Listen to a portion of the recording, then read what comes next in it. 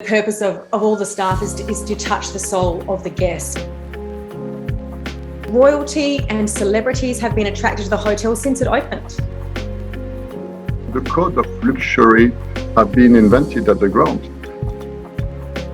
LVMH, you think about Kering Group, Hermes, all these companies are based in France. So many awards at the Grand. Where to from here? All this happened in Paris.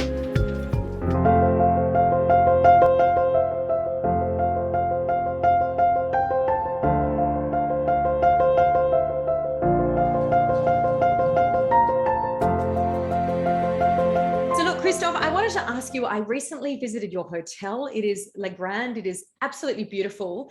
Café de la Paix has been there since the hotel opened in 1862, the same name, I think the same design. Why is it in Paris that they keep so many things the same? Well, it's part of the, it's like a monument, right? It's part of the history. And because in Paris, a lot of things happen for the past decade or century, and you have footage of different time of Paris, like, well, unfortunately, but it was part of the life, the First World War, the Second World War, Exposition Universelle. So when you think about all this footage, you have monuments that we always refer to, the Eiffel Tower, the Place du Trocadéro, Arc de Triomphe, Opera House, but also the Café La Paix, because it was considered as one of the most chic and elegant café at that time, at the beginning of last century. So this is the reason why this lasts for so long. And André Malraux, who was the Minister of Culture back in the early 30s, decided to have some monuments that were private and not government building that were going into a protection area, which called a listed monument. So, for example, the Opera House, it belongs to the government, so it's listed, Eiffel Tower, but some private houses or places were not listed because it was private. So that make the continuity of the life of such places, and the Café La Paix is one of them. And really, the hotel itself is also a monument. I mean, it fills an entire block in Paris, and royalty and celebrities have been attracted to the hotel since it opened. Yes, when we say that there is a lot of monuments in Paris that you can visit, but the Grand Hotel is one monument that you can sleep in. So it's not only to visit, but you can stay there. It's quite unique. And yes, during all these years, we have received head of state, royalties, celebrities. Absolutely. And your hotel, I believe that it's always been a hotel, whereas most of the other palace hotels in Paris have been occupied by businesses of one sort or another, or even private residences over many years. Is that right? Yeah, it's right. In fact, as we said, it was the first luxury hotel. The code of luxury had been invented at the Grand back in 1862, far before other property that I won't name. So that makes us very special, because it was built as an hotel. It featured 800 bedrooms at that time. Today it's 450, but at that time we didn't have bathroom in the room. It was just on the corridor. You had a little place. So it was built as an hotel from the beginning, and that makes it as well so special, because it went through all this decade and almost 2 centuries without being transformed into another destination. It was an hotel and a hotel. And as you're explaining, the needs of the luxury guest have changed. They obviously want bigger rooms because you've cut down the number of rooms but made each bigger. What are the new demands of the new luxury traveler now? Luxury travel today, what they are looking for is space. I think, space is luxury. So we want to make sure that, and that's the reason why in the last renovation we just complete about 6 months ago, and that lasts for 3 years, we decided to regroup some rooms and to make larger rooms, larger suites, because what the luxury travelers looking today are obviously spacious bathroom, bedrooms, and that makes their stay a bit different. And we saw a shift of clientele. We saw obviously a shift from corporate to leisure, so much more leisure now, more family. People are traveling less, but for a longer time. So instead of spending 3 or 4 stay in Paris during the year. They must spend 1 or 2, but they will stay longer. The length of stay used to be at 2.5. We're almost at 3 today. So we see the change, shifting of clients and shifting of habits of traveling. And for the luxury expectation of our guests, the space is very important. Beside, obviously, all the features that you need to find in luxury hotel. And talk us through the feeling in Paris right now. Is it busy? Are there a lot of tourists around? Are the tourists from different countries than before? It's very busy. We're back almost to a normal situation. We have to think about what is happening today in China. So we know that the client from China are not traveling still, but we start to see from Asia, we start to see a bit of trends from Malaysia, from Taiwan, from Singapore. So it's coming back from Asia, but not to the dimension that we had before COVID. But for the rest, it's back. Europeans are back even more. From the Middle East, I mean, mind you, this month is Ramadan, but otherwise before Ramadan, it was quite busy and is going to be very busy in May and June. South American are back as well. So we are almost back to normal, beside the clientele from Asia. That is such fantastic news. I mean, Paris is such a global destination for the luxury traveler.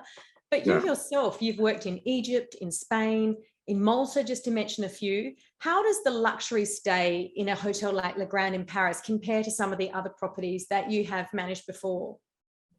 Well, when you go to Paris, you know that 80% of the business on the luxury goods in the world are produced in France. And I'm not chauvinistic at all by saying that. But when you think about LVMH, you think about Kering Group, Hermes, all these companies are based in France. So all this culture of luxury, it's really, the roots are really in France, and obviously now spread out all over the world. But what I'm saying is that when you live in Paris and you work in Paris in a luxury hotel, you can feel that. You can have the sensation of every guest experience and every guest journey, it's around the luxury experience. And when you are the concierge, for example, or the reception, you will see guests coming in with Chanel bags, Hermes bags.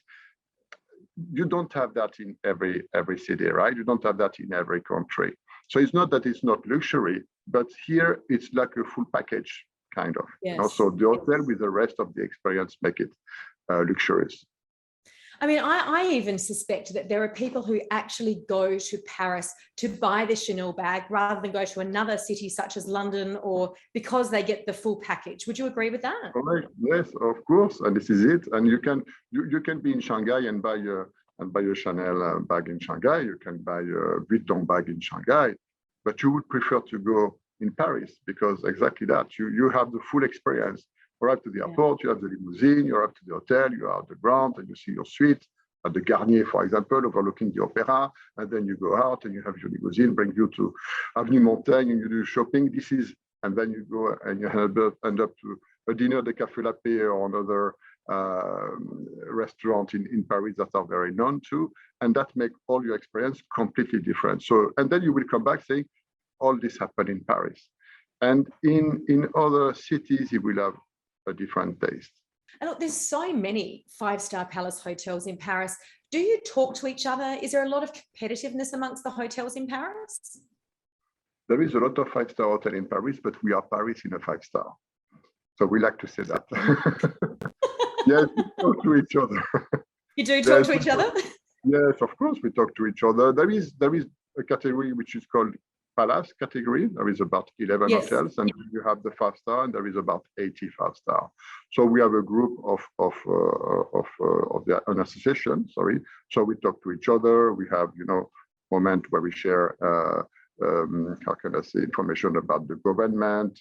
When we had the COVID, for example, we are very active to lobby with the government in order to make sure that we have the help for the financial subsidies for the employees, for the salary.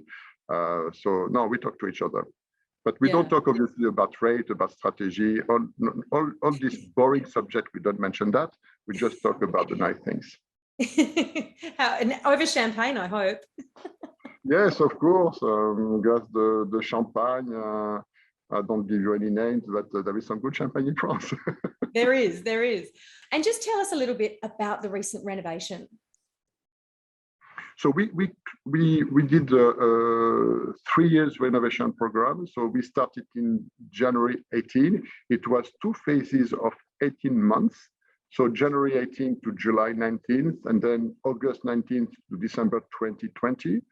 And this 3 years of renovation, the strategy and the objective was to reposition the property, right? And we know the grounds.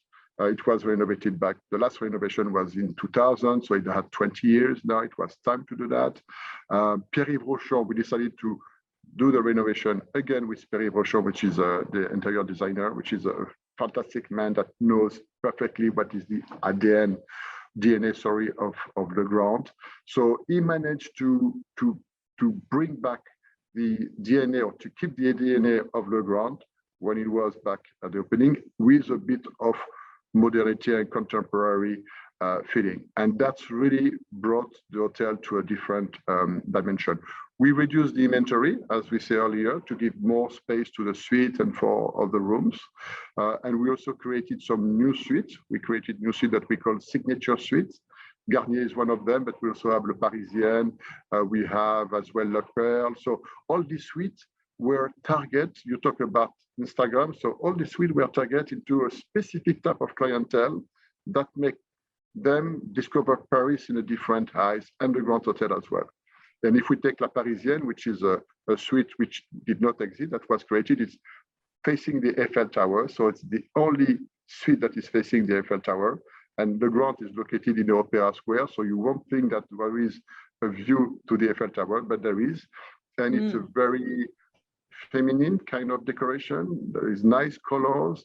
And that's makes this suite very attractive. So Diane, she's very busy making sure that we have a lot of Instagrammers coming and taking a lot of pictures.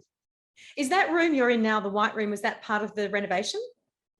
Yes, it used to be called the honeymoon suite. Now it's called Garnier for the one that's called Garnier. So we are very happy. It has been completely renovated, and it's very much like an apartment.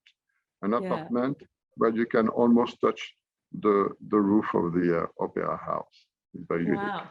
And Christophe, as part of your job, do you stay in the hotel from time to time to road test the experience? Yes, I do. I do stay in the hotel from time to time. Yes. And do the staff know, or is it a secret when you're staying? No, they know. No, they know. But it's nice because it's more because there is long days and cocktail and dinner early morning, so it's more like convenience. But also it's for me. The other day I had a meeting late. I went to took a room. I had the other room service, and it was great. So I called the chef next day, and we just debrief on a couple of little things. But I stay sometime. Lucky you. And tell me, the Kimpton Hotel Group is part of IHG, which is Intercontinental is a part of. And I did visit the Kimpton Hotel, which is very close to your property. How do you see this modern sort of young hotel fitting into the Parisian luxury scene? Well, it's complement each other. And obviously there is today the will and the appetence to have, I don't know if appetence is English, to have these lifestyle brands, and that was the lifestyles. They started about 10 to 15 years ago, right? But Kimpton is really a niche brand that, the story about Kimpton that was created in 82 back in the States, but now we are bringing the brand into Europe, and we are very happy and very proud because the Kimpton Saint-Honoré, it's perhaps one of the Kimpton in Europe and perhaps in the world that can really see and set the tone for the new type of generation of high luxury spender guests that will stay into the lifestyle, And for me, for Diane, it's okay because she's very young and this is the type of brand that she's into it. For me, it was a change of mind as well because it's I cannot grow my hair and my ponytail. I cannot tattoo because my wife doesn't want, but I need to go into a brand which makes me think differently, So through the lens of Diane Laure, of other, member of the team, I really understand what the brand is about. And it's just fantastic because we do have clients from, let's say, 25 to 55 years old that are enjoying the brand. Even I'm 57, so even person like me, I just like it. And I'm going to the States very soon, and I'm going to stay in a Kimpton rather than in Intercontinental, where I used to stay before. And look, you have won so many awards at the Grand. What is your formula for success? The team. A great team, dedicated, and ensuring that, you know, we when it comes to whether you do or you have to reach an award for environment, award or an award on diplomatic. We receive a couple of awards on diplomatic field, or the best corporate meeting or meetings, because we do have as well some. It's a 450 room, so even if there is a shift of segment, we knew that as well. Le Grand needs to have some very high-end meetings. So the team really focus on the guest experience, the guest journey, whether they are from leisure or corporate, and that makes us be able to achieve the recognition we are looking for. That is absolutely wonderful. I mean, motivating people. And I was reading a lot about your background before I spoke to you today, and I see that you go into universities and really talk to young people about hospitality, about the world of luxury in France. How important is that to you in your role to pass that information forward? Well, it's very important. Yesterday, we had a group of about 30 students from a luxury management school in Paris, and there is another group next week. It's very important. You know, I receive a lot. Now it's time to give. So it's very important because they represent the future. We know that the COVID had an impact in our business. If you look at France, for example, we are looking for 250,000 people in our sector, which we don't find. So we know that the COVID had made a shift in the mind of the employees or the people that were already working or thinking about going into hotel school, or as soon as they go out of the hotel school, not be sure about joining an hotel or not. Post-COVID, we have to think that one is the clients are coming back, and the other one is that the employees are not all coming back. So it is very important that we pass the message about our glamour is our business, our fun, our rich in terms of experience, because you can work in communication, in marketing, in sales, in finance, in HR, you can kitchen service. We have the possibility in every position of the hotel to touch the soul of our guests. And I see and I witness situation where the guests are becoming friends with the employees. And the guests are coming back because of the employees, and they're not coming back because of the hotel. It's because they find something special with Gilles at the front desk, or Marios at the conciergerie. And that's very unique.